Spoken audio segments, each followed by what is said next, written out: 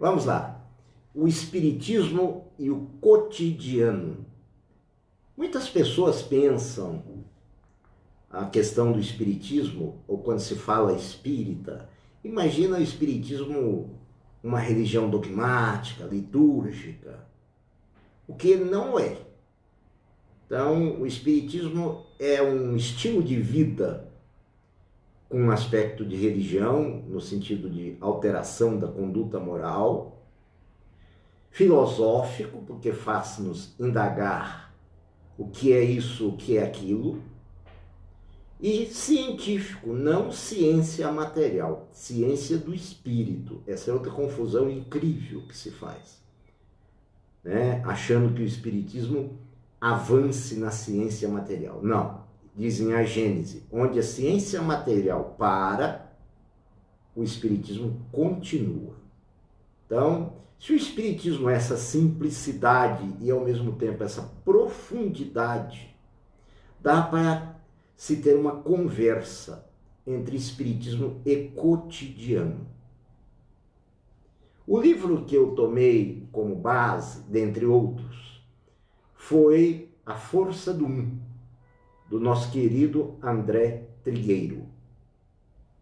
É um livro interessantíssimo, tem vários pequenos títulos que nos faz realmente pensar com profundidade. Vou fazer a explanação aí por uns 30 minutos, depois eu deixo um tempo para a gente trocar ideias, para não ficar aquela coisa monótona. E eu coloquei o título, não é o André que colocou os títulos, é o título que eu vou falar. O resto dos títulos são dele. O título que eu coloquei são alertas. Como se estivéssemos num carro e ligássemos o nosso pisca-alerta. E eu elenquei 9 alertas para pensarmos juntos. Vamos a eles. Primeiro, Ana. A esperança. Sem esperança, vamos entorpecendo a alma. Precisamos acalentar a esperança, reconhecer que a vida é um eterno devir e tudo pode acontecer. Sem a esperança, a gente entorpece a alma. Sem esperança, tudo fica sem coloração. Mas nós precisamos ter uma outra certeza, que a única certeza que nós temos é que nós não temos certeza e garantia nenhuma. Nós esperamos, do verbo esperançar, agir na esperança, agir com esperança, não é aquela esperança ociosa, vou cruzar os braços e esperar que algo aconteça, né? Não acontece, logicamente. Há necessidade de um movimento para se ter essa esperança. Então, esperança é movimento, para que a nossa alma fique também uma alma com atitude, não amolentada. E sabermos que tudo é um devir, tudo é algo que vai acontecer. Como vai acontecer, não sabemos. A única certeza que temos, por exemplo, é a morte. Mas daqui até a morte, não sabemos. Mas sabemos depois da morte, sabemos, porque o Espiritismo nos explica para depois da morte. Olha que esperança fantástica. Imagina se não explicasse, iríamos só até a morte. Agora nós temos esperança antes do berço e após o túmulo. Sem entorpecimento, esperança movimento, esperança ação. Esse é um alerta. Nós estamos inertes. Eu espero que essa pandemia passe. Eu ouço muito essa frase. Eu digo, vai esperando. Se você tiver fé, realmente entender isso como resignação, muito válido. Se for algo assim, apenas do campo da suposição, é algo que possivelmente não vai lhe preencher. Muitos gostariam que eu dissesse o contrário. Não, esperança é algo assim que nos torna cada vez mais cheios. Isso é utopia. Então, o que nós estamos fazendo? Movimento esperança, inércia utopia. Aí tem mais um trechinho interessante. A esperança e a caridade são corolários da fé e formam com esta uma trindade inseparável. Esperança, caridade... 19:11. Oi? ESE 19:11. É o Evangelho segundo o Espiritismo, capítulo 19, item 11. Então a esperança, a fé e a caridade andam juntas, formam uma trindade. Se eu só esperar e não fizer nada por mim nem pelos outros, em vão. Se eu não tiver fé, eu estou no campo da utopia, no campo da crença, que é diferente. Segundo alerta. Um dos propósitos mais nobres da vida é aprender tudo o que for possível, com entusiasmo e alegria. Precisamos estar abertos para isso, sem nos preocupar tanto com a opinião dos outros e sem nos pautar pelas expectativas alheias. Entusiasmo. Fulano, vamos fazer isso. Ah, não dá certo. Por que não dá certo? Fulano fez, não deu. A opinião dos outros. O que você está fazendo por você para ter esse entusiasmo? Para você para ter esse entusiasmo? O Espiritismo nos dá entusiasmo, nos mostra que somos individuais. Ninguém é igual a ninguém. Então o que eu fizer pertence a mim. É de minha responsabilidade. Ainda que seja num campo coletivo, a minha ação sempre será individual. Esse entusiasmo, então, deve brotar de mim para mim e atingir as consequências positivas, sem se preocupar com a opinião alheia. Como as pessoas sem entusiasmo se preocupam com a opinião alheia? Tive um amigo que estava passando por um momento de dificuldade e ele ia passando diante de uma loja, tinha umas moças conversando, né? Antes da pandemia, logicamente, né? Estavam todas as moças conversando ali. E ele escutou umas gargalhadas assim que ele passou. Ele voltou, perguntou para elas: por que vocês estão rindo de mim? Elas disseram: nem percebemos que o senhor tinha passado. Quantas vezes nós nos enganamos com essa opinião alheia? Fulano está falando isso é para mim. Quando a gente não está bem com alguém, observem isso. Tudo que o fulano fala é para nós. O Espiritismo quer acabar com isso. Quer nos mostrar que diante da nossa individualidade nós temos que pensar com o nosso alto amor, não com amor próprio. Estudávamos, eu e Roberta, hoje à tarde, exatamente esse capítulo, né, no livro Ser Consciente. O amor próprio é aquilo que está fora de mim, que eu chamo de amor. Auto-amor é aquele amor que eu tenho dentro de mim, que não me faz sentir ofendido por ninguém. Por quê? Porque deixa o outro falar. É um direito dele falar. Agora, é um direito meu escutar ou não escutar. Para que escutar? Escutar algo que é lixo mental? Deixa para lá. Diz o Evangelho segundo o Espiritismo que é sábio deixar um tolo falar. Então, quando a gente vê que é uma tolice, deixa falar a tolice, para não nos tirar o entusiasmo. Tem mais um itemzinho. O amor o enche de inefável alegria. ISSE 1:10. Também é do Evangelho segundo o Espiritismo, capítulo 1, item 10. O amor enche-nos de inefável alegria. Quer ter entusiasmo? Ame. Ame-se e ame. Isso é muito importante. Amarmos a nós para amarmos o próximo. Outro alerta. A cultura do diálogo oxigena as relações interpessoais. Quem é avesso ao diálogo abre caminho para a solidão.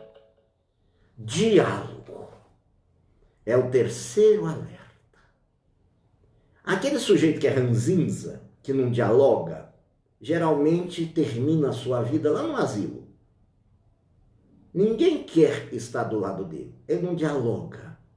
Aquele que dialoga, que escuta o outro, que tem uma cultura interpessoal, que se entende interdependente, porque tem alguns que acham que é extremamente superior, enquanto tem outros que acham que é extremamente inferior, nem superior, nem inferior. Devemos ver que nós somos interdependentes como elo de uma corrente, como os gomos de uma corrente. Esse é o diálogo. Diálogo é permitir o outro falar, escutar o outro e depois falar. Admitir o ponto de vista alheio e depois falar o seu. Sem imposição, com exposição. Nós, como é que nós estamos? Estamos impondo as nossas ideias ou estamos expondo as nossas ideias? O Espiritismo nos mostra em todas as suas obras, inclusive no Céu e Inferno, segunda parte, onde tem vários tipos de espírito dialogando conosco, né, através das reuniões mediúnicas, nos mostra a importância do diálogo. Nas reuniões mediúnicas, ali se tem um grande diálogo. É bom a gente aprender a dialogar aqui, para não precisar dialogar lá com grande sofrimento. Às vezes eu digo essas coisas, tem pessoas que se sentem assim, bastante desconfortáveis com a minha fala. Porque a gente gosta da pílula dourada da mentira. Mas vamos aprender a dialogar aqui, vamos aprender a dialogar com família, vamos aprender a dialogar para aprendermos a dialogar depois que desencarnarmos. Às vezes ainda em sofrimento, às vezes já conseguindo dialogar com tranquilidade. O diálogo, então, é uma mola do progresso. Só tem evolução com o diálogo. Quanto mais diálogo e amorabilidade, mais a gente vê isso crescer. Alguém está sabendo bem do que eu estou falando, porque eu admiro esse alguém por ter falado sobre a importância do diálogo e do diálogo com tranquilidade. Quer dizer, a tranquilidade tem que ser um item do diálogo, porque senão é briga e é algo sem nenhuma importância evolutiva. Tem mais um itemzinho. E quanto mais a desarmonia nos envolva, mais imperiosa se revela a necessidade da conversação curativa. Caminhos de Volta, lição número 39, página 119. Quanto mais desarmoniza a coisa, quanto mais o bicho pega, mais necessário se faz o diálogo como forma curativa, como algo terapêutico. Quem não já saiu chateado com o pai, com a mãe, com o filho, com a esposa, com o esposo, com o companheiro de serviço, e saiu assim, a relação não estava boa, depois volta, começa a conversar, aquilo cura, aquilo passa. Geralmente as brigas, se nós observarmos, elas são tão tolas, elas começam do nada. Se perguntarmos como começou uma briga, geralmente nem lembramos.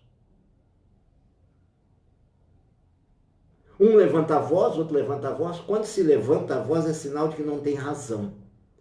É um ranço nosso lá da animalidade, que a gente, para ganhar território, lá no nosso momento antropológico muito passado, a gente realmente rugia. Não precisamos mais disso. Não há mais necessidade disso. A civilização pede harmonia. O rugido é algo do animal que nós devemos trabalhar para que cesse dentro de nós. Adiante, filha. A quietude. Para seguirmos em frente com qualidade de vida, cumprindo o que precisamos fazer com o devido discernimento, serenidade e equilíbrio, é necessário dar uma trégua na nossa atribulada rotina. Quietude. Meditação.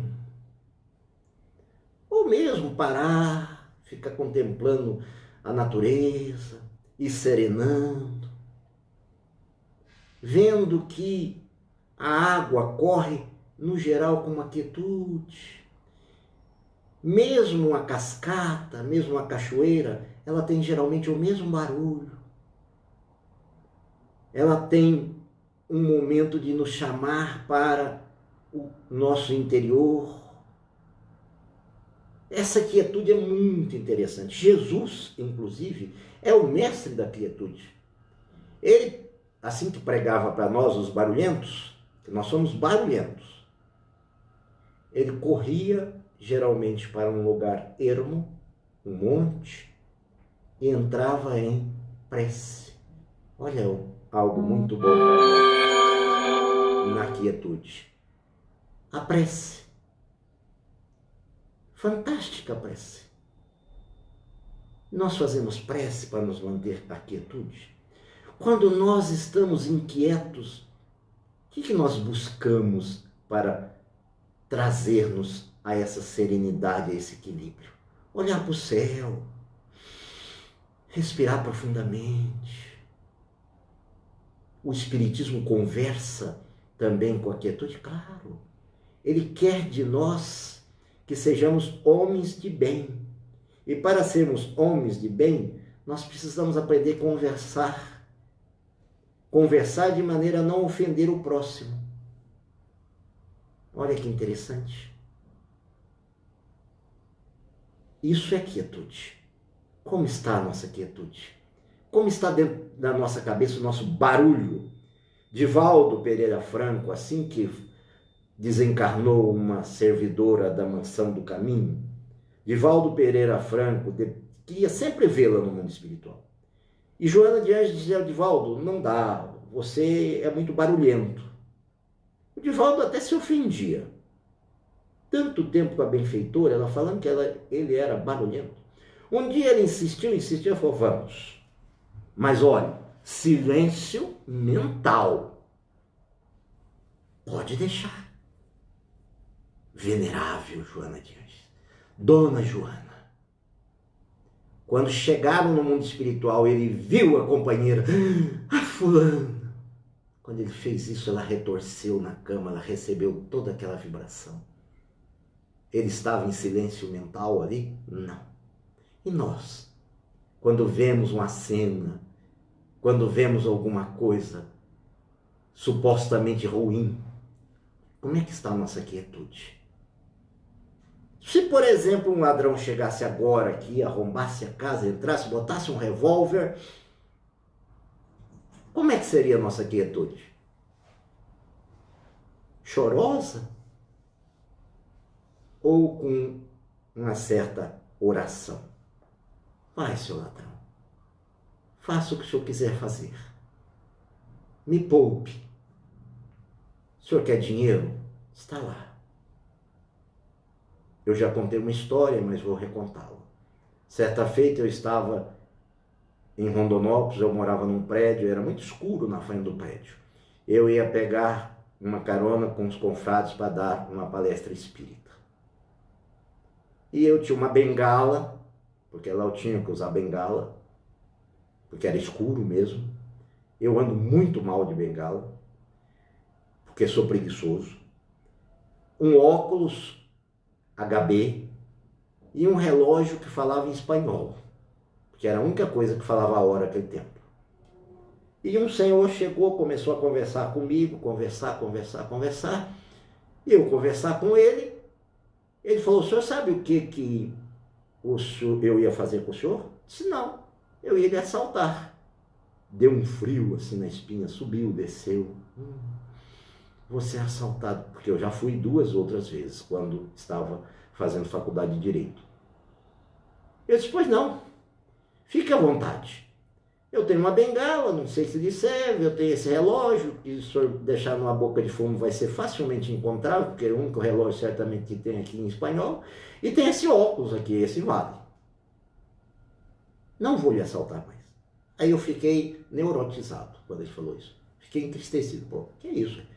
Me faz subir adrenalina, descer tanta adrenalina assim, agora fala para mim, não vai me assaltar? Que coisa! Por que o senhor não vai me assaltar? Porque o senhor conversou comigo. O senhor dialogou comigo. Diria agora, o senhor teve quietude comigo. Quantas vezes nós não temos quietude ou diálogo com aquele que nós chamamos bandido? O que mais? Quietude é armazenamento de força e sabedoria. Marta Medeiros. Marta Medeiros fala exatamente isso. Força e sabedoria é o que resulta da quietude. Próximo. O presente. Quem se antecipa ao futuro ou se percebe refém do passado não tem paz. Ancorar o pensamento no momento presente é um exercício de pacificação interna que promove saúde e bem-estar. Para ter bem-estar, é preciso estar aqui no presente. Olha o nome já. Presente. Se não fosse bom, era ruim. Era ausente. Passado é para nossas experiências, serve para nossas experiências. O que nós fizemos lá deu certo, não deu certo, a gente não vai repetir. Aprendemos quando menino que colocar o dedo na tomada dava choque, eu aprendi isso mesmo. Antes eu nasci numa fazenda, nasci em Campo Grande, mas fui para a fazenda no Pantanal. Aí chegamos em uma fazenda que aquele tempo tinha energia tocada a motor, essa fazenda. A nossa era só lamparina. E tinha um negócio para energia que era um gancho assim, um T. E eu achei aquilo bonitinho. Baixei aquilo e botei o dedinho de um lado e do outro. Quase esturriquei. Aprendi profundamente que aquilo não era uma coisa interessante. Por vingança, no meu 2º grau, no meu ensino médio, eu fiz eletrônica. Por vingança. Agora a eletricidade, quem vai domar você sou eu. Um dia você me dominou. Então o presente é essa coisa maravilhosa. O futuro é algo que, como costuma se dizer popularmente, a Deus pertence. Mas não é a Deus que pertence. O futuro a nós pertence. Porque o futuro será exatamente o que nós fizermos do presente. Eu escuto muita gente me falando assim, será como é que será o meu futuro? Eu disse, pergunte como é que está o seu presente. É igual ao desencarne. Como é que vai ser depois que eu desencarnar? Igualzinho você está aqui. Mas eu estou cheio de mágoa, não perdoei nada do passado, então você vai levar isso tudo para depois do seu desencarne. Passado é para museu. Futuro é a nossa construção. E o Espiritismo fala uma coisa interessante em um Evangelho segundo o Espiritismo. Tenha fé no futuro.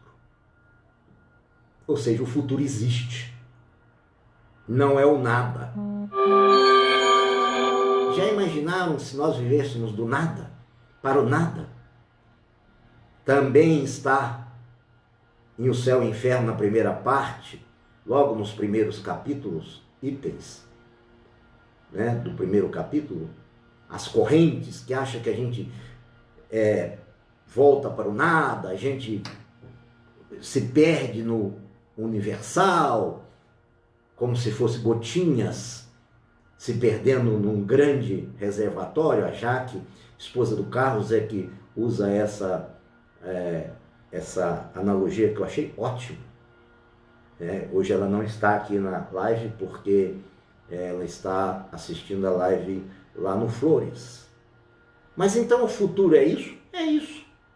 Temos que ter medo do futuro? Não. É só fazer um bom presente. Então o Espiritismo nos faz pensar o quê? Como nós estamos no nosso presente. Nós estamos perdoando, nós estamos com ressentimento, nós estamos tendo mecanismos de defesa do nosso ego, ou seja, fugindo da realidade. De estudarmos com a Roberta isso hoje à tarde também, um mecanismo de defesa do ego. Nós estamos projetando no outro. Quando alguém chega e diz assim, você fulano, pode ter certeza que quem está falando é que é. Isso chama-se projeção. E tantas outras situações que a gente pode levar para o futuro.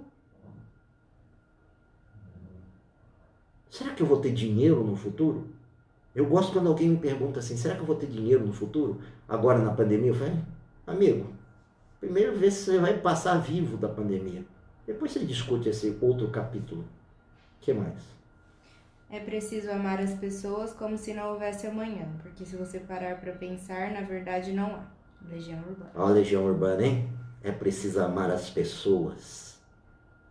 É preciso amar as pessoas como se não houvesse amanhã. Porque não há. Há o eterno presente. Futuro é o eterno presente. Próximo. A arte de escutar. Para ouvir, basta ter audição. Para escutar, é preciso ouvir com atenção. Escutar é verbo auxiliar de amar. Olha, para ouvir, basta ter ouvido. Se você não for surdo, você ouve. Para escutar, verbo auxiliar do amar. Quando alguém vai nos contar alguma coisa, a gente escuta. Ou a gente, sabe, empresta as orelhas, como diz uma professora amiga minha, querida Jussara Ferreira, lá da UNB. Escutar é a gente se entregar. Eu tenho uma palestra aí no YouTube, e aliás, por falar em YouTube, eu estou precisando chegar a 1000 inscritos. Me ajudem, porque senão eu não farei live lá pelo celular. Conto com vocês. Tem uma palestra lá que aí no YouTube minha que chama Escutar, sublime ato de caridade. Escutar é ser caridoso. Alguém às vezes só quer ser escutado. Aí você começa. Quem quer falar com alguém que tem essa posição assim? Quer ver outra situação? É quando o sujeito cruza os braços. Isso em psicologia significa que o sujeito fez uma barreira, não quer escutar nada. Paulo, apóstolo, diz que chorava com quem estava triste e sorria com os alegres. Chico Xavier fazia a mesma coisa. Nós, quando o sujeito começa a falar, geralmente às vezes a pessoa, para desabafar, ela fala só 10 vezes a mesma coisa. Isso é quando ela está assim, quase calma. Na segunda a gente está, já escutei. Deixa o ser falar. Deixa ele fazer a catarse. Deixa. Isso é escutar. Isso é um alerta. Nós estamos escutando ou nós estamos ouvindo? Ou nem ouvindo nós estamos? Tem mais uma coisinha aí. A arte de ouvir é também a arte de ajudar. Joana de Ângeles. Falar é uma necessidade. Escutar é uma arte. Goethe. A arte de escutar é como uma luz que dissipa a escuridão da ignorância. Dalai Lama. Pois é. Com esses aí a gente encerra. E vocês, nós todos, eu com 2 minutos de atraso, nem eu fui, porque eu também comecei 2 minutos atrasado, nós perguntemos a nós mesmos se a gente ouve ou se a gente escuta. Se a gente quer ajudar o próximo, que o Espiritismo fala que fora da caridade não há salvação, não é nem fala do Espiritismo, é fala de Jesus, que o Espiritismo coloca como divisa. E caridade também é escutar. Então liguemos o nosso pisca-alerta e vamos ver. As pessoas em quarentena me ligaram e me disseram, o que eu faço agora? Eu disse sempre para elas, escutem. Aproveite o momento. Tem momento melhor do que esse para escutar? Ah, mas eu não aguento. Minha mulher é esquerdista, minha filha é direita, meu outro é do centrão. E daí? Escuta. Entra na esquerda, passa para o centrão, brinca com a direita. Acima de tudo, somos humanos. Eu estou dando um exemplo político para brincar. Acima de tudo, somos humanos. Irmãos, filhos de um mesmo pai. Essa pandemia também veio para escutarmos. Será que estamos escutando? A Jaqueline, esposa do Carlos, falou algo no nosso estudo de terça-feira que me fez pensar profundamente. Ela falou assim, com as máscaras, nós não vemos nem mais o sorriso das pessoas. Eu fiquei pensando isso. Eu achei isso tão profundo. Será que quando víamos o sorriso, valorizávamos o sorriso? Agora que nós não podemos ver o sorriso, será que não está o ouvido para servir ao ato de escutar? Porque essa máscara não tampou ainda. Talvez venha um alerta e olha, aprendam a escutar, porque senão a gente vai ter que aumentar a máscara. E com isso eu termino. Dou aí 11 minutos para nós trocarmos ideias. Agradeço a todos que estão na live, todos queridos, a Paula, a Ana Laura, e, enfim, todos que estão aí. E muito obrigado. Eu gostava muito mais. Eu estou com síndrome. A Gabi está na live também. A Gabi! Abraço, Gabi! Poxa vida, que coisa boa! Esse meu abraço chegue aí a você, a São Paulo, a São Bernardo, né? São Bernardo? São Caetano. São Caetano. É tudo ABC ali, no que sei, no São Caetano. Que bom, Gabi, que honra. O Espiritismo, então, nos traz essas possibilidades. Nós vamos conversar sobre essas possibilidades. Fiquem à vontade para a gente questionar aí, temos 10 minutos. E somos imortais. Hoje está chegando as coisas, mas ainda não chegou a pergunta. O que está chegando aí? Chegou mensagens durante a palestra. Quer que eu leia algumas? Obrigado pelas mensagens durante a palestra, que a Ana perguntou se a gente... Lê, a gente não tem pergunta mesmo? Vamos enrolar o tempo aqui, o pessoal não pergunta pra gente. A gente fica triste aqui, ó o bico, ó. Eu vou ler desde o começo, então. Vai não. Nil falou que tá na primeira fila. Oh, parabéns, Nil! Fernanda mandou meu grande amigo. Oh, a Fernanda do Potinho? Quem? Quanto ensinamento, ela falou. Obrigado, Fernanda. Aí o Carlos mandou: devemos viver o melhor possível no nosso presente, assim ficaremos bem conosco, principalmente com o que nos rodeia. Perfeitamente, Carlos. Sabiamente colocado. Devemos realmente viver o melhor, né, com tudo que nos rodeia. O que mais? Aí ele falou: quem fala muito não seria a grande necessidade de se afirmar naquilo que está falando. Boa, Carlos. Boa. Quem fala muito não quer escutar. Então ele está se autoafirmando. Exatamente porque ele não tem certeza do que ele está falando. Existe um cantor da MPB, eu acho que é o Legião, mas a Ana talvez saiba. Fala muito por não saber, fala muito por não ter nada a dizer. Nil, quem é que fala isso? Fala muito por não ter nada a dizer. Mais ou menos assim. Oi? Eu não sei. O Elmer mandou: Emerson, muito obrigado pelo ensinamento e esclarecimento. Matei a saudade de estar no centro às quintas-feiras. O meu querido, grande abraço a você. Você sabe que eu sou seu fã. Agora falta só a sopa. Vamos tomar sopa? Online? Só a gente desencarnar. O que mais? Tereza mandou: adorei tudo o que disse hoje. Nos motivou muito a conseguir viver em paz nessa pandemia. Você me traz uma paz grande. Obrigado, Tereza. Eu tenho lá no meu canal do YouTube 4, ainda vão faltar mais alguns. Eu tenho o medo, a ansiedade, a misericórdia, a angústia, tá? Pequenos vídeos que tá lá. Se você não viu, pode ir lá, tá? E aí, sem aproveita, se não for inscrita, inscreve-se e fala com todos os seus amigos e amigos para inscrever também, para eu chegar a 1000. É Emerson Sandin. Você tem que falar. Ah, é verdade. Eu achei que todo mundo adivinhava. Desculpa. Emerson, com N no final. Sandin, S de sapo, A de Antônio, N de nada, que sou eu. D de dado, I de imagem, M de macaco, que eu acabei de sair da evolução. O Nil respondeu que é Legião Urbana. Aí, tô bom, hein, Nil? Legião, agora com a Nil, nosso músico. Legião Urbana fala, Carlos.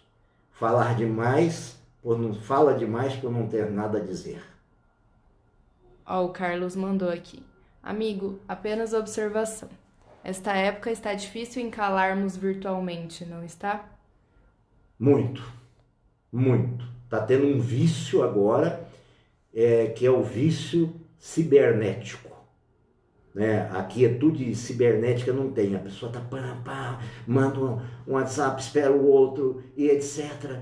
Tá muito difícil. Talvez nós estejamos vivendo um vício, né? Um cyber vício aí, alguma coisa aí que a psicologia ainda não batizou, embora já tenha um vício do cyber vício, né? Mas um psicocyber, talvez estejamos vivenciando um psicocyber até mais agravado hoje. Magda falou, obrigada Emerson, bom demais te ouvir. Eu que agradeço, dona Magda. E o Carlos deu uma ideia para sua live. Ele respondeu o Nil, né? Sobre a resposta do Legião e falou pro Nil ir cantar numa live. Parabéns! É mesmo, hein, Nil? Vamos fazer uma live musical? Nil e Nelson? O Nil canta muito bem. Nós temos também um vídeo no YouTube, no meu YouTube. Hoje eu só estou falando do meu YouTube. Que estão presentes a minha pessoa e a pessoa do Nil, falando sobre por que ocorre suicídio, mais ou menos assim. E o Nil introduziu várias músicas lá e ficou muito legal. Quem não assistiu, está lá para assistir. Vocês vão ver o talento musical do Nil. A Roberta mandou, lembra que eu disse sobre o cybervício na desencarnação essa semana? É mesmo, Roberta.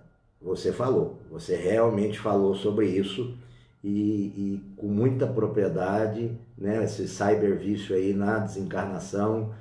Eu fiquei mesmo imaginando, Roberta, hoje, inclusive, Carlos, Nil e todos, eu fiquei imaginando se eu tivesse num quarto de um apartamento, porque meu plano dá direito a apartamentos, isso até se eu eventualmente tiver coronavírus, tiver apartamento, né?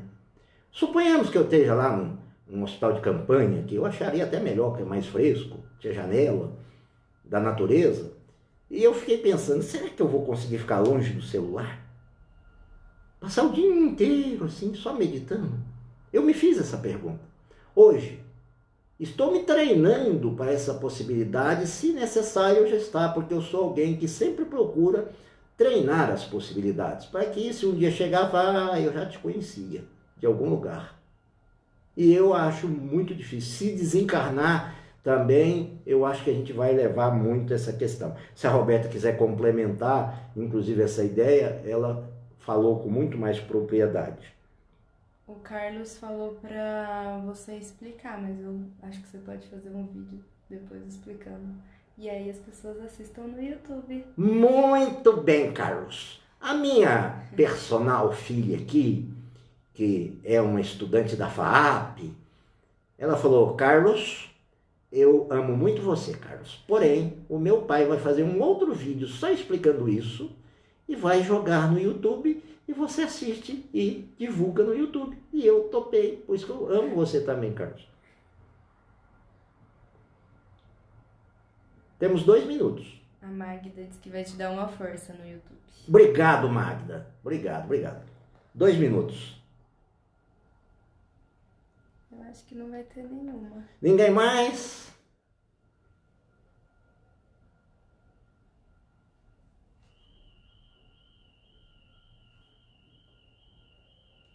Acho que não. Acho que se você quiser já pode encerrar.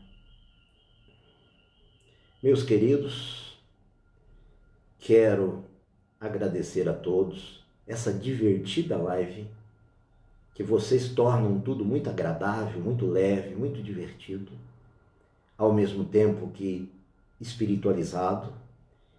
E nesse minuto faltante, elevarmos os nossos pensamentos a Jesus, nosso mestre, governador desse planeta, e pedirmos a Ele que acalme, aquiete os nossos corações, nos dê fé, nos dê esperança resignada, mas corajosa. E que agora cada um dos que estiver sofrendo, seja pela pandemia ou não se revoltem. Saibam como se entrasse uma faísca em seus corações, que são filhos do Pai, e que o Pai não desampara ninguém, por mais difícil que a situação esteja. Vamos nos sentindo assim, como se estivéssemos em alto mar, em um navio, e esse navio fosse se acalmando.